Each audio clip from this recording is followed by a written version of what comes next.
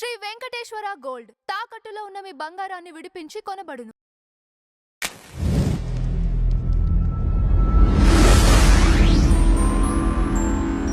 నమస్తే అండి. నమస్తే అండి. శబరిమల టెంపుల్ గోల్డ్ స్కామ్ కేసులో సిట్ అనేది తుది తనిఖీలు చేపట్టింది.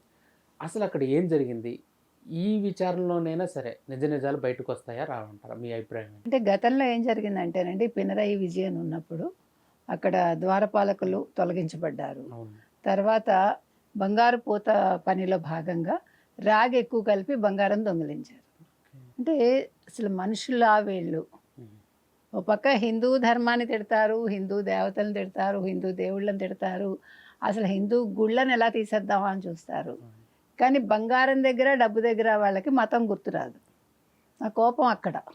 మీకు సిగ్గుంటాయి అసలు హిందువులకు సంబంధించిన. ఇప్పుడు చూడండి, దేవాదాయ భూములు ఇవాళ ముస్లిమ్స్ ఎవరో బట్టలు వేశారు దేవుడి గుడి మీద.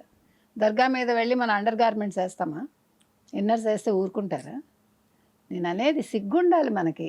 మనం భారతదేశంలో ఉంటూ ఇక్కడ పడి తింటూ మీకు ఇష్టమై మీరు ఇక్కడ ఉన్నారు. అప్పుడు మళ్ళీ మనం విభజనకి వెళ్ళామంటే చాలా కోపాలు వస్తాయి మనకి. మళ్ళీ అందరికీ చాలా పౌరుషాలు వచ్చేస్తాయి కదా. అందుకని మీరు ఇక్కడ ఉంటాము అని ఒప్పుకొని వచ్చాక ఇక్కడికి అనుగుణంగా ఉంటారా? లేదు దీన్ని కూడా మేము ముస్లిం సామ్రాజ్యం చేసేస్తామంటే గెట్ లాస్ట్. వెళ్ళిపోండి. ఎవడుండమన్నాడు? ఆఫ్ఘనిస్తాన్ వెళ్ళండి, పాకిస్తాన్ వెళ్ళండి, హ్యాపీగా బతకండి. అయితే బంగ్లాదేశ్ వెళ్ళండి, ఇంకా బాగుంటుంది. తినడానికి తిండి కూడా దొరకకుండా. అందుకని మనుషులకు తిండి ఎక్కువైపోయి, స్వేచ్ఛ ఎక్కువైపోయి, ప్రజాస్వామ్యం ముసుగులో వీళ్ళు చేస్తున్న పని. సో ఇవాళ నేను అనేది ఏంటంటే, అసలు శబరిమల శ్రీ ధర్మశాస్త్ర మండలం ఏదైతే ఉందో అందులో జరిగింది. మీకు తెలుసు పద్మనాభస్వామి టెంపుల్ బంగారం గురించి నిన్న కూడా అది ఎలా దొంగిలించాలా, ఎలా తీసేసుకోవాలా. ఇప్పుడు మీకు ఏం జరుగుతుందో తెలుసా దేశం మొత్తం మీద? ఇప్పుడు బీజేపీ కనుక ఉండకపోతే ఈ పాటికి మొత్తం దేవాదాయ శాఖ ఆస్తులు, బంగారం, వాళ్ళ డిపాజిట్లు అన్నీ కూడా ప్రభుత్వ పరం అయిపోయాయి. ఇప్పుడు చాలా చోట్ల ఆ డిపాజిట్స్ తీసేస్తే వాళ్ళు జీతాలు చెల్లించుకుంటున్నారు. కన్స్ట్రక్షన్స్కి దేవుడి గుడి డబ్బులు ఎందుకు వాడతారండి? మీరు ఎక్కడో ఏదో కట్టాలి, దానికి హిందూ దేవాలయాలు ఎందుకు ఇవ్వాలి? క్రిస్టియన్ చర్చిలను అడగండి. ఇప్పుడు వీళ్ళ దగ్గర తీసుకున్నప్పుడు క్రిస్టియన్స్ దగ్గర అడగండి, ముస్లిమ్స్ దగ్గర అడగండి, హిందువుల దగ్గర అడగండి, సిక్కుల దగ్గర అడగండి. ఈక్వల్గా తీసుకోండి. అప్పుడు ఎవరికి అబ్జెక్షన్ లేదు. ఓకే, ప్రజా ప్రయోజనార్థం, ఓకే, అగ్రీడ్. మీకు పరిపాలన కోసం, ఓట్ల కోసం, రాజకీయం కోసం హిందువులు కావాలి. మళ్ళీ ఎందుకన్నా నాకు అర్థం కాదండి. అసలు ఒక మతాన్ని నెత్తిన పెట్టుకోవటం ఏంటి? తప్పు చేసే వాళ్ళని మీరు ఆదరించటం ఏంటి? సిగ్గుండద్దు అసలు? ఆలోచించాలి, మనమే ఆలోచించాలి. మళ్ళీ వీళ్ళని వెనకేసుకొచ్చి, నిన్న మీరు చూసారో లేదో, ఆ ఖమ్మం ఖానా గౌసా వాడు చంపేశాడు చూడండి ఒక పిల్లని. ఓకే, ఆ పిల్ల విషయంలో అందరం కూడా ఇలా జరగకూడదని కోరుకుంటాం. దాని మీద ఒక మేధావి, ఒక సీనియర్ జర్నలిస్ట్ అని చెప్పుకునే ఆవిడ ఒక మాట అంటుంది.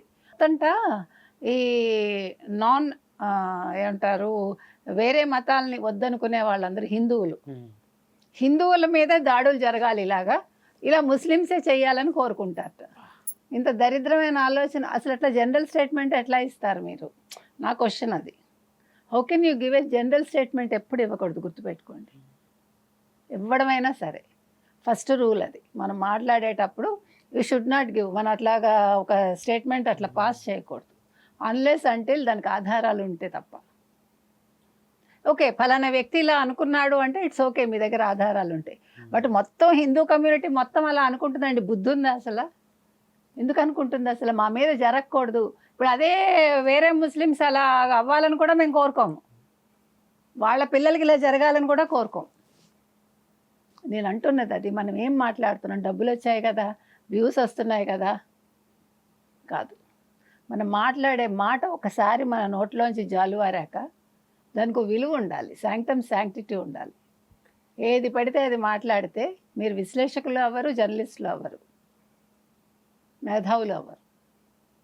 అందుకని ఇవాళ శబరిమల విషయంలో ఏదైతే జరుగుతుందో సిట్ నమూనాలు సేకరిస్తుంది. వాళ్ళకి కోర్టు కూడా అనుమతి ఇచ్చింది. ఇప్పుడు ఆ ద్వారాలు ఏవైతే ఉన్నాయో అవి అదే ద్వారపాలకులు ఉంటారు కదా, ఆ బంగారం ఏంటి అని మొత్తం అన్నీ తీసి దాన్ని పరీక్షిస్తున్నారు. దీన్ని ఎక్కడికి పంపిస్తున్నారు? జంషెడ్పూర్లోని మెటలర్జికల్ డిపార్ట్మెంట్ ఉంది కదా, విక్రమ్ సారాభాయ్ స్పేస్ సెంటర్కి పరీక్షల కోసం నమూనాలు పంపించారు. సో ఆల్రెడీ అందులో అంటే ఎంత కలిసింది రాగి, ఎంత ప్యూర్ బంగారం ఉంది, అది వాళ్ళు ఆల్రెడీ ఇచ్చినట్టున్నారు రిపోర్ట్స్. మళ్ళీ సెకండ్ ఇది అనుకుంటా, అంటే క్రాస్ చెక్ చేస్తారు కదా, మళ్ళీ ఇంకొకటి ఫైనల్ చెకప్ లాగా. సో మొత్తం మీద ఇది ఎక్కడి వరకు వెళ్తుంది, దీని వెనకాల ఎవరున్నారు? ఇప్పుడు ముఖ్యమంత్రి అయితే ఆయన దిగిపోయాడు, ఒకవేళ ఆయన హస్తం కూడా ఉందా, లేదా ఆయనకు తెలిసే జరిగిందా, ఇవన్నీ బయటికి రావాలి.